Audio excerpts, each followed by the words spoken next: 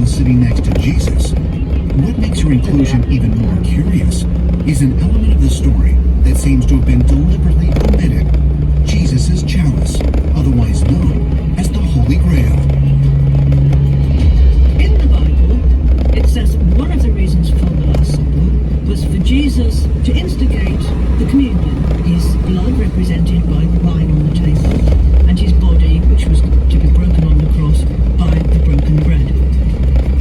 Now, there is no great glass, or indeed any particular glass of wine in front of Jesus, which in itself is an enormous thing.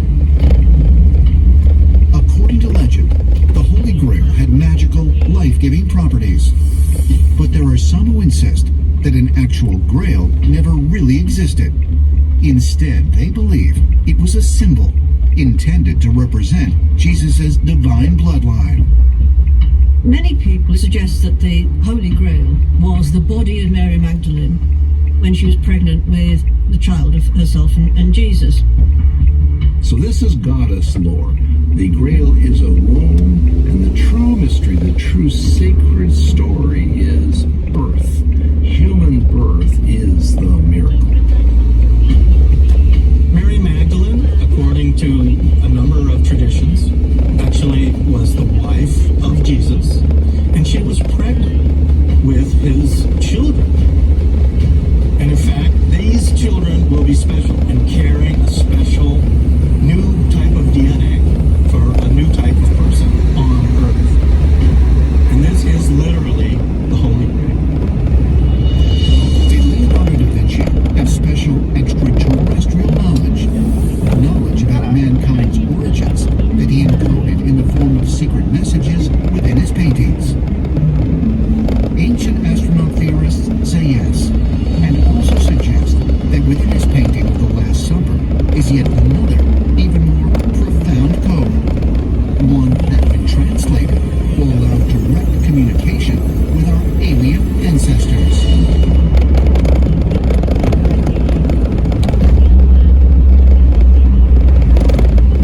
Italy, 2003. Based on a close examination of Leonardo da Vinci's notebooks, musician and scholar Giovanni Maria Palla begins to examine one of the artist's most famous works, The Last Supper, for evidence that da Vinci may have hidden a musical composition in the now iconic painting. One of the intriguing theories about Last Supper that I actually think has some merit is that a scholar found musical notes. One of the things to keep in mind is that there's no such thing as an accidental or just for the sake of it insertion in all master paintings. Each aspect was carefully decided upon. Leonardo definitely was a musician, and he served the Medicis as a lyre player and as a singer for a number of years. He played what we would call the organ. Well, there was an organ in the church where he was painting the Last Supper.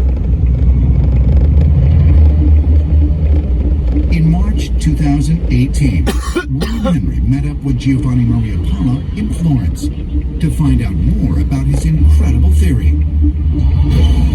Hi, I'm William, the translator. Pleasure to meet you, William. William Henry. Absolutely. Nice to see you. William Henry. Hi, Giovanni.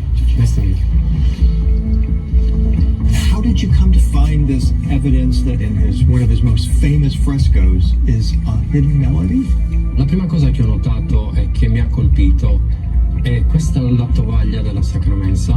So the first thing that really caught my attention was that this is the tablecloth of the Holy Mass.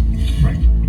And there are some vertical lines along here and also some horizontal lines which proved to be very important. And as a musician, the first thing that came to mind seeing these horizontal lines was a musical pentagram. Is the musical pentagram what we today would call a sheet of music? Yes, that's exactly right. So how did you bring this melody to life? In questo caso, come potete vedere, ci sono tanti pani disposti nella Sacra Mensa. As you can see here, the highlighted is these little pieces of bread, of which there are many all across the table. So you can point of one of the bread as being the notes. Un'altra cosa fondamentale che ho notato dopo che le linee verticali della tovaglia. And another extremely important thing that he noted was the lines of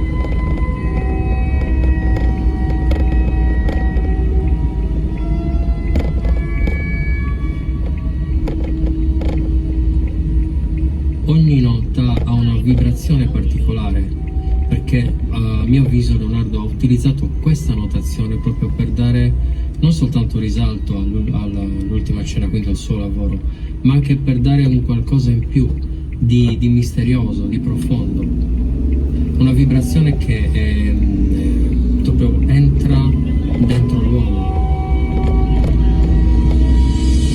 People have suggested that through meditation, chanting, and through vibration, essentially, that you can access this realm of knowledge. And this realm of knowledge is timeless. Not only does the sound have the power to manifest all forms of phenomena, it also has the power to manifest how one perceives that very phenomena.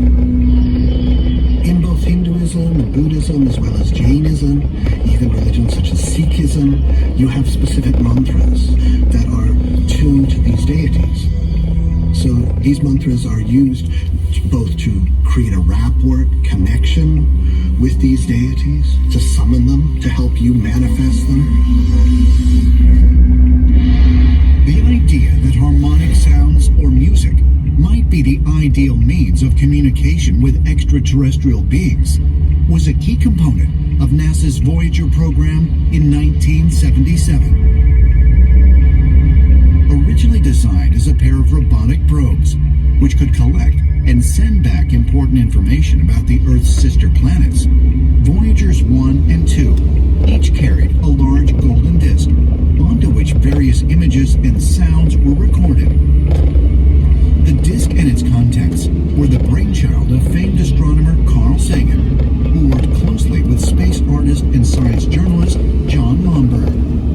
I felt that art, visual arts and music, might be as legitimate a content of interstellar communication as math and physics, which he thought interesting. If they were to ask me what to send to establish communication, I'd send the music. The mathematical relationships that underlie most aesthetics, whether you're talking about intervals in music, like harmony, or whether you're talking about proportion in architecture or painting, these things are not things that we just conjure up out of our own minds. They're a reflection of the beautiful fractal nature of the universe. Did you ever see the movie Close Encounters of the Third Kind?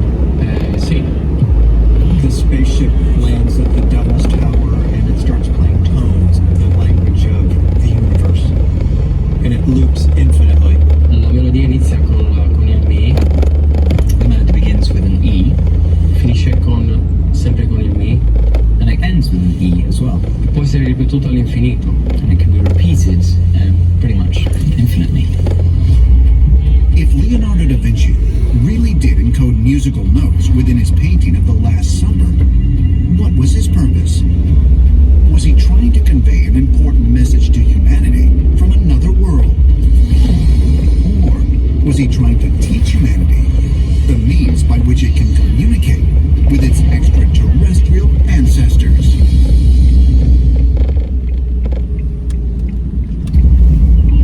The Louvre, Abu Dhabi. It is here, in what some would call an unlikely setting, that the world's most expensive work of art, Leonardo da Vinci's Salvator Mundi, will reside. Established in November 2017, this architectural marvel consists of a floating dome created from a complex geometric design of 7,800 interlocking stars that cast beams of light into the space below. Its appearance has been likened to that of a giant flying saucer, and the museum's architect, Jean Nouvel, says his goal was to emphasize the fascination generated by rare encounters.